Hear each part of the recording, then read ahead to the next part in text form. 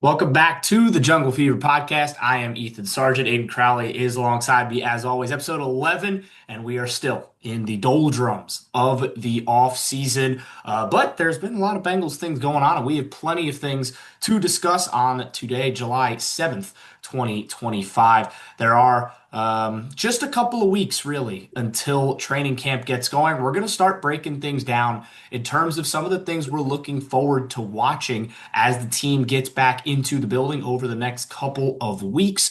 We're going to do some peak off-season talk as we have the last couple of weeks. We've got some unique combos that we like. And well, what we can start with quickly is that if you didn't get enough Joey B content, and look, Joe Burrow is becoming rapidly a much more public figure. You're going to get plenty more tomorrow. Netflix's quarterback show releases tomorrow. Jared Goff, Kirk Cousins, and of course, Joe Burrow will be featured on the show. I have read some tweets earlier today. Jay Morrison kind of said that he got a little bit of an early screening. Joe Burrow is the quarterback with the most screen time of the three. Doesn't So, surprise you, does it? of course, Joey B is the spotlight. There is a lot of very interesting stuff. They talk about, many of you will remember the burglary that happened during the night of the Cowboys game back in December. They go very in depth on that, apparently. There's a lot of other stuff in there. From everything I've read, the show is pretty good. So that's worth a click tomorrow on Netflix. Let's move on, though. Let's go to camp battles. I think that when you look at all 32 teams in the National Football League, and obviously, there's battles going on in every single camp. There are positions up for grabs. There's money up for grabs. There's a lot of things at stake for a lot of people in these training camps. I'm not sure there are many more consequential training camps than the one that the Bengals are about to have in terms of the number of positions that they still don't have clear ones at, but there's talent there. There's going to be guys battling for big spots. So, Aiden, I'll let you get things rolling here. Give me a position battle that you're really intrigued about heading into the Bengals 2025 training camp. Sure. I think I'll take the obvious one, and maybe intrigued isn't the right word. Maybe more nervous or Hmm. anxious, or Yeah. yeah, one of those words to watch. And that's just who's going to be playing guard. That's the question of the day. We have two spots that I think are wide open, up for grabs. I think with the way that Alex Kappa played last season, the way Cordell Volson played last season. Obviously, Kappa's no longer on the team. Volson is still on the team, but there's no way he walks in feeling good about his starting spot week one of training camp. So those two spots are wide, wide open. And it's going to be coming down to what seems like a four-person race of Cordell Volson, Fairchild, Cody Ford, and Patrick as well. And so any combination of those four, two of them are going to win a starting job, two are going to be the backup. Now, am I thrilled about those options? Absolutely not. Mm-mm. I know that there was a tweet that went viral that got a lot of people talking. I believe this past week, or last week, excuse me, was that Joe Burrow was the least blitzed quarterback in the NFL, which, when you think about it, makes sense, just schematically from this offensive line standpoint, and just the fact that I don't think Joe Burrow is a guy that a lot of defenses want to blitz because he's He incredibly also just smart. kills Yes, the blitz, right, kills them. exactly. He's Yeah. incredibly smart, incredibly accurate, incredibly decisive with the football. But with that being said, least blitz quarterback in the NFL. He was also hit the most in the NFL, and a lot of that came down to the guys up the middle. So you'd like to think walking in that the way things have been going, Fairchild has a pretty good shot of winning one of those guard spots. And then that second one, it's a three-person race, maybe. That's kind of the thought going in, but you never know. Yeah. So I guess that's the one that it scares me the most for sure, just because obviously the health of nine is the most important. But we'll Yep. see how it goes.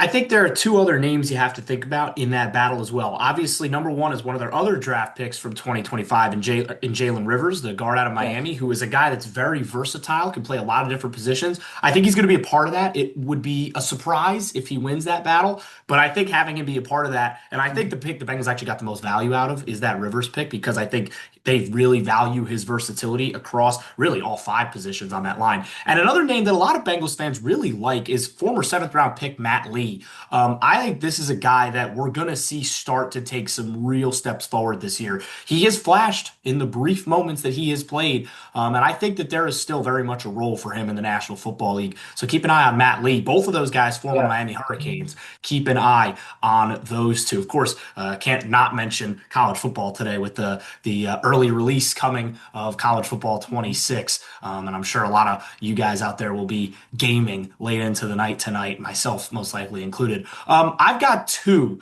that I'm going to highlight very briefly here. One is a little bit more sneaky down the depth chart. Another one is very much in that starting position. We'll start with that one, and that's the cornerback position. There are a lot of names in a melting pot at corner right now. You've got Cam Taylor-Britt, you've got DJ Turner, you've got Dax Hill, you've got Josh Newton.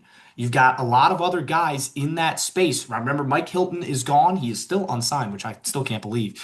Yeah. And there is really, I think right now, you've got obviously a new defensive coordinator coming in Al Golden. I don't think any of those guys are penciled into spots. I I think agree. you are looking at true battles for starting positions and for reps. And again, I believe in all four of those guys. I think that all of them have the potential and the ability to be starting level NFL corners. The question is, where do they all fit in? Right? What do you do with a first round pick and Dax Hill, who you just extended, by the way? You just gave him, picked up his fifth year option, showing that you believe in this guy who has dealt with so many injuries, has flashed briefly in moments, but has dealt with so many injuries throughout his NFL career. Cam Taylor Britt is a big year for him in a contract year, really, really under performed in 2024. He's looking to Yeah. bounce back. Bad. DJ Absolutely. Yeah, it was bad. There were some bad games for him. DJ Turner, another one coming off of injury. What will things look like for him? And then injury breeds opportunity in the National Football League. And Josh Newton fully took advantage of the opportunity that I think was provided for him. You know, a big guy came in, played a lot of different areas for the Bengals in 2025, had some reps in the slot, had some reps outside, showed some flashes of there being a quality player there that the Bengals selected in Yeah. the fifth round in last year. So I think Newton is absolutely a part of that equation as well, the former TCU Horned Frog. So look for there to be some real movement. Look for there to be a lot of guys maybe playing in spots you're not used to seeing them play. There's already been rumors that they're heavily looking at Josh Newton to play in that slot position. Keep an eye on that. Keep an eye on putting Dax Hill anywhere because we know how much of a He's Swiss just Army knife. incredibly talented. Yeah. Exactly. You just want him on the field in some You want capacity. those kinds of guys, exactly, on your football field. And then obviously for a guy like Cam Taylor-Britt, you have to step up this year. If you want a contract from the Bengals or from any of the other 31 teams in the National Football League, they're going to want to see a lot more of what they saw in 2022 and 2023 as opposed to what they saw in Yeah. 2024. So You know what? big I'll battle say for this those about guys. Big real quick before you jump ship to the next position is I just love his confidence and his swagger coming in because Yeah, I I agree. think that's a part of the game, especially with corners where, it's probably the hardest position in football. Very. One of the hardest positions in football. You just need to have, unreal confidence in yourself because you're going to lose a lot more than you're going to win, unfortunately. And he came in the league, he wasn't scared. He wasn't scared at the moment. No, He was John. He was loud. Now, did he get burned a couple times? Yeah, but that didn't seem to it's shake going to him too happen to a much. rookie. It's going to Yeah, happen. that didn't shake him too much. So I just from a personality standpoint, I love Fig just in terms of that Yep. corner profile that you kind of need of someone who's Yep. going to be John a little bit. You need that a little bit on that side of the ball. Exactly. And you can even expand that to the whole secondary. I won't dive too deep into the safety position, but there will be battles at that spot. Geno Stone obviously took a little bit of a pay cut this offseason. Jordan Battle has had his ups and his downs. There are positions available at the back end. I'm Yeah, actually going to go to a spot that I think a lot of Bengals fans kind of assume is locked down, and it is at the top, 100%. But I think the battle for the wide receiver three position is going to be very, very intriguing. Obviously, you've got your one and two in Jamar Chase and T. Higgins, no doubts there. But you have got a real mess of names fighting for that third spot. You've got obviously Mike Gesicki, he is a tight end technically, but you might as well put him in that receiver group because that is the majority of what he does. You've got Andre Yosibas, who has proven to be a really good value pick in the sixth round in terms of his red zone threat and proficiency. You've got the wild card known as Jermaine Burton, who is really getting, you have to say, very, very good reviews this offseason. Obviously, last year in the past, but it wasn't good for him. Struggles both on and off the field.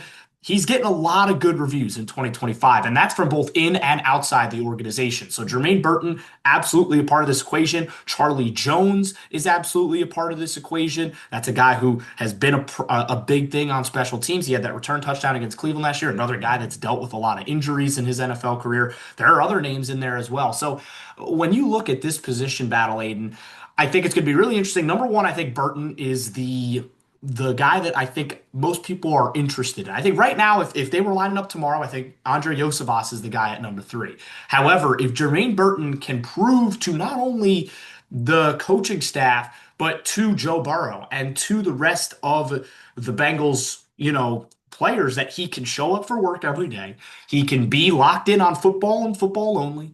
I think there is real opportunity for Jermaine Burton to start to get important snaps, get important reps, and get on the football field. That's the biggest thing for him right now is getting on the football field, getting meaningful reps, getting meaningful snaps, and start to repay back some of that debt you kind of chunked away at last year. Yeah, absolutely. I mean, what was the conversation about Burton coming out of college? You know what I mean? It was never about the product on the field. All the scouts told you, even Nick Saban himself told you when he was on that draft panel of if it was purely about ball, Jermaine Burton would be one of the first wide receivers selected in a very stacked wide receiver class that he came out with. He would have been a high second round talent kind of guy who's somebody who can come in and contribute. But unfortunately, with Burton, there was some baggage that came along with it, and we saw that this past season. And so, and that's just something that again comes with maturity, comes with time, it comes with being a pro, and they don't wait around for you in the NFL. They don't wait for you to figure it out. If you don't want to figure it out, see ya. We'll move on. Yep. And so he's got a very short leash this season because the Bengals gave him a lot of slack last season. Yeah. They made some tough I think decisions. some organizations he's gone already. Yeah. Some Yeah. organizations I think he would have and I'm not saying the Bengals made the wrong decision by Right. not letting him go. I'm saying that there are a few organizations out there that would have kicked him to the Yeah. curb already. Yeah. And I think But like we've seen, sorry to cut you off, like go we've ahead. seen, it seems like everything we've kind of watched and read is he's had a pretty big turnaround. Specifically, and I know it might be a little bit performative, but just his appearance. He completely he cut his hair, he shaved it, he buzzed it. Everybody was asking him why. He said he just felt like he needed a fresh start and he needed a new look, and he Yeah. felt like that his new haircut kind of symbolized that.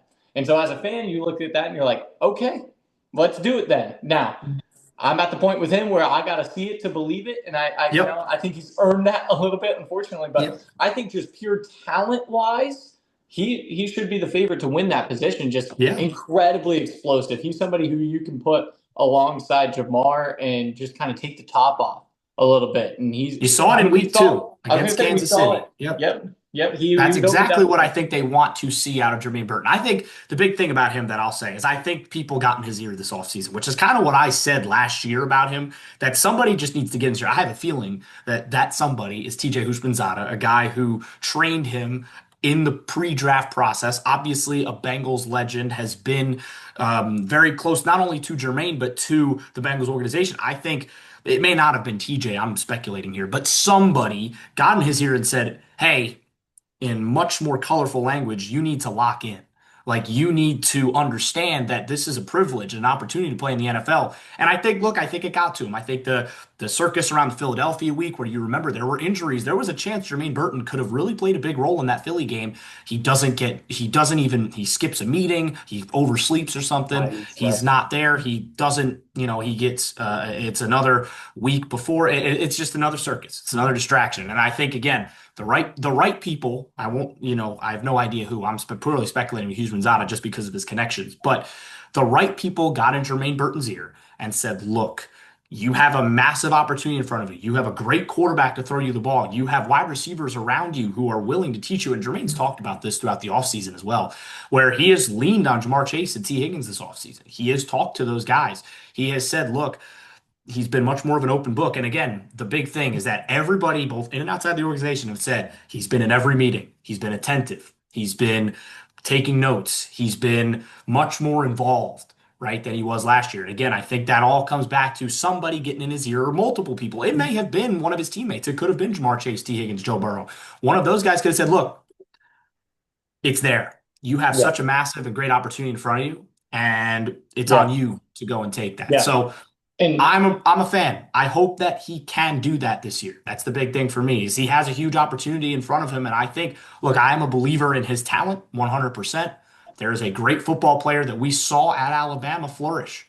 And I think even at Georgia, the flashes were there before he transferred. So right. I'm looking for him to potentially win that battle. But don't count out Andre as well. Somebody Right. who absolutely has the trust of Joe Burrow, number one. And somebody that has really proven to be a good weapon for this team. The hands are a little bit of an issue for Andre Yosevas. He struggled a little bit with drops, but the athleticism is absolutely not Yeah. in question. Probably the best athlete on the team, period. And he just the thing with Yoshi that I think Burrow has said multiple times that he enjoys so much is with his size, he knows how to play with his size, and that's why he gets Hmm. so many red zone targets. Is he's a bigger target, bigger guy, taller, Six a foot little bit five. stronger. Yeah, Yep. exactly. And so he's always in the right spot. First of all, so that's the part where Burrow comes to trust him. But secondly, when you have Jamar and T side by side, typically, one guy's getting doubled, Jamar, or the best corners on him, Jamar. The other guy's facing the opposite of that. So typically Hmm. you get like a slot on you, or some guy who maybe not be isn't the greatest in coverage, and Yoshi can take advantage of that just because he can almost box people out in a way.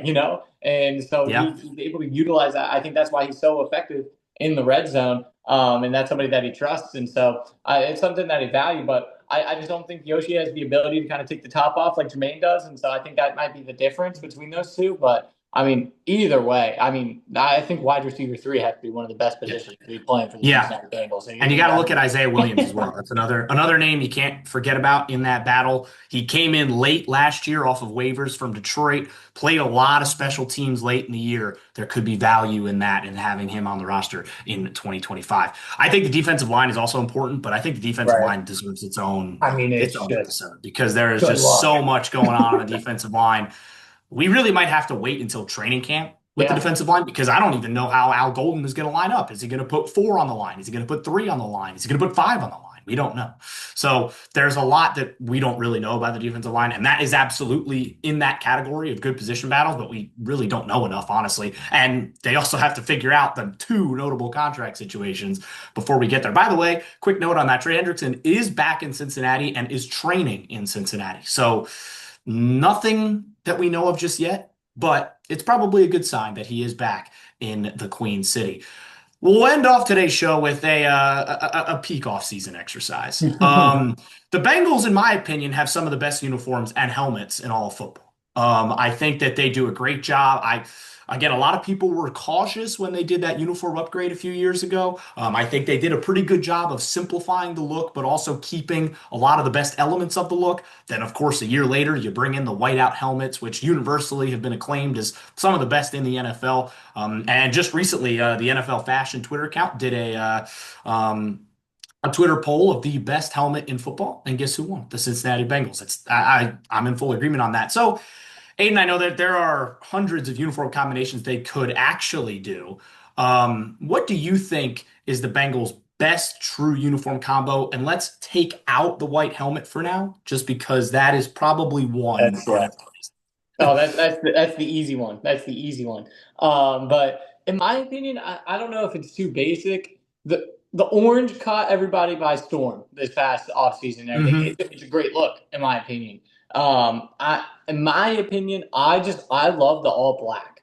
I think that it's simple, it's clean. I don't know if that's kind of a hot take, but it's not trying to do too much. You know what I mean? But I think it still brings out the best in the uniform. The helmet really pops when they're rocking the all black, which I think that again the best helmet in the league. And plus, I just think overall it's a really really clean look. And so when they try and miss and match, in my opinion, sometimes it's a miss. I think about the black jersey and the orange pants.